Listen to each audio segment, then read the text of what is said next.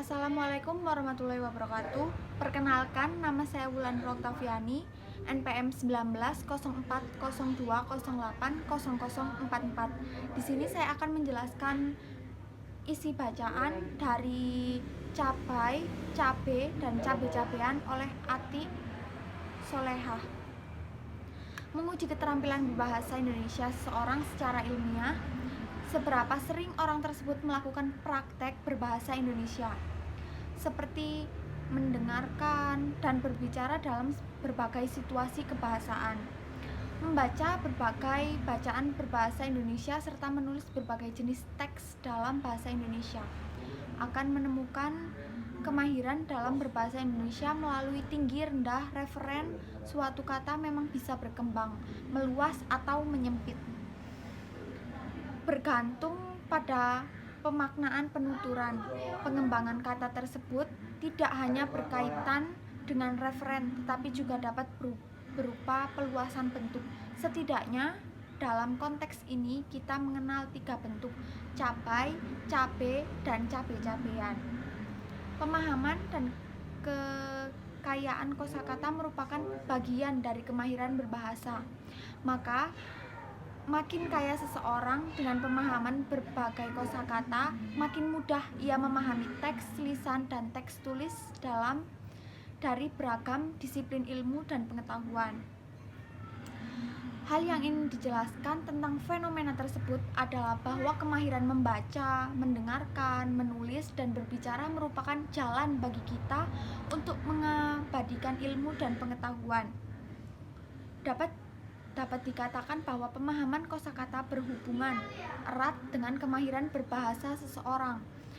Memperbincangkan cabai sesuai dengan ranah komunikasi yang dipahaminya dan kemahiran berbahasa yang dikuasainya. Bahkan bagi seorang balita, tergantung bagaimana kita memahami konteks tersebut. Tergantung juga bagaimana usia dan cara pemahaman kita mengucapkan suatu kalimat tersebut. Sedangkan tes pencapaian merupakan sebuah tes untuk mengukur hasil belajar.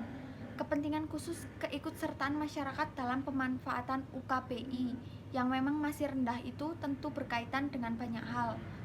Di samping mungkin merasa tidak perlu, mengingat bahasa Indonesia sudah menjadi bahasa resmi yang dituturkan sehari-hari, masyarakat juga mungkin merasa tidak diwajibkan.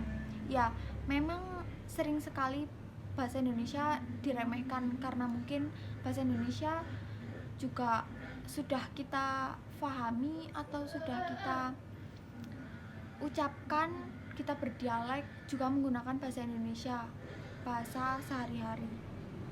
Namun bahasa Indonesia bagi orang Indonesia pada umumnya bukanlah bahasa pertama. Bahasa pertama atau bahasa ibu. Kita sebagai orang Indonesia pada umumnya adalah bahasa daerah, sedangkan bahasa Indonesia merupakan bahasa kedua. Oleh karena itu, sebenarnya UKBI sangat perlu untuk diketahui oleh orang Indonesia sekalipun. Lebih itu, sesungguhnya jika pelajar, mahasiswa, guru, dosen, kalangan profesional, pejabat fungsional, pejabat publik, atau masyarakat umum memahami hakikat ini, UKBI akan diposisikan sebagai suatu yang harus ada dalam sistem yang berkaitan dengan belajar. Kegiatan kebahasaan meningkatkan potensi diri, meningkatkan ilmu pengetahuan, pengembangan teknologi, bahkan meningkatkan kualitas diri sebagai anak negeri. Teruji UKBI Bakti Cinta NKRI. Terima kasih, saya Wulan Oktaviani. Wassalamualaikum warahmatullahi wabarakatuh.